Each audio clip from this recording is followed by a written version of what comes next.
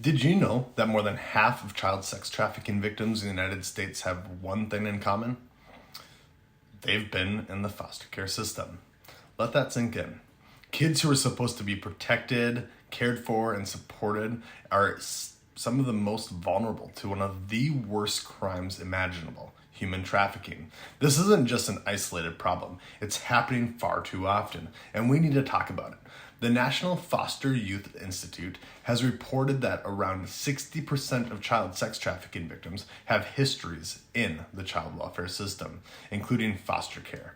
That's over half. The National Center for Missing and Exploited Children added to this by stating that in 2021 alone, they received more than 17,200 reports of possible child sex trafficking, and a significant number of those involved were foster youth. It's devastating, and it raises the question, why are foster children at such high risk? Traffickers know that these kids have experienced so much loss, and it leaves them in a very vulnerable spot. They prey on these kids, offering what seems like love, stability, or a sense of belonging, things foster youth often feel they lack because of their removals. Frequent moves within the foster care system also plays a huge role. Many foster kids bounce between homes, schools, and communities, leaving them without the stable relationships they desperately need. When kids don't feel like they belong anywhere, they're more likely to be targeted by people who promise them the love and care they crave. It's easy to see how someone who's alone and desperate for connection could fall into the hands of someone dangerous. And then there are the kids who run away. The Administration for Children and Families has highlighted that foster youth who run away are at an especially high risk of being trafficked. Think about it.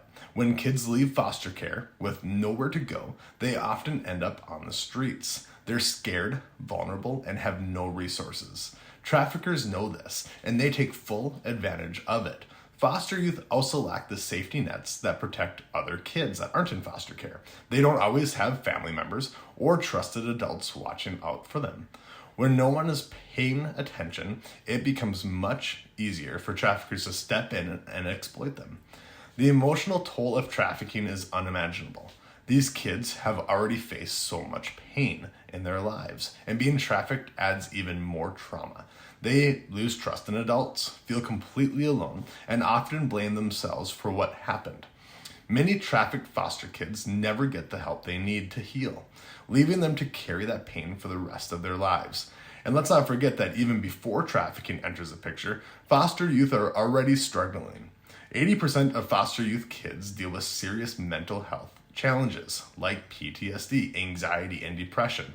And their PTSD is 4 times what's seen in combat veterans. Think about that for a second. Why isn't the system doing more to protect these kids? One big issue is the lack of oversight. When foster care kids go missing or run away, they're often not checked for signs of trafficking when they return. That's a huge missed opportunity to intervene and protect them. There's also a major gap in training. Many foster parents, social workers, and even law enforcement officers don't know the signs to look for.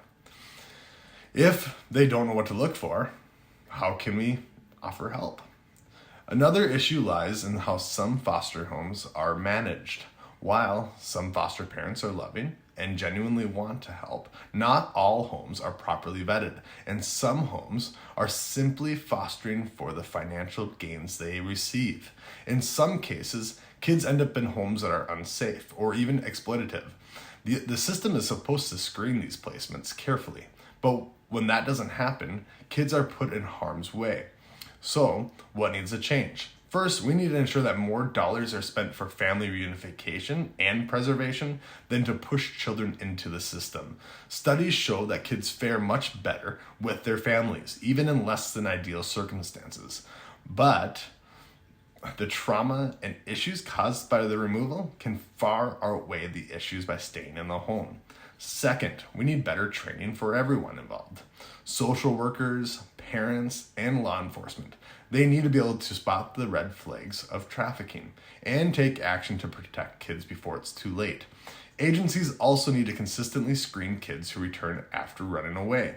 These moments are critical for identifying whether a child has been trafficked and getting them the support they need. We also need to focus on stability for foster youth. Moving kids from one home to another creates instability and makes them way more vulnerable. Investing in family preservation, again, should always be at the forefront of every case. And finally, stricter oversight of foster homes is essential. Agencies must be held accountable for ensuring that every placement is safe and nurturing. If you're hearing this and feeling helpless, know that there are ways you can help. Start by raising awareness. Share what you've learned with friends and family. Talk about the issue openly so more people understand how serious it is. Support organizations that fight trafficking and advocate for foster youth.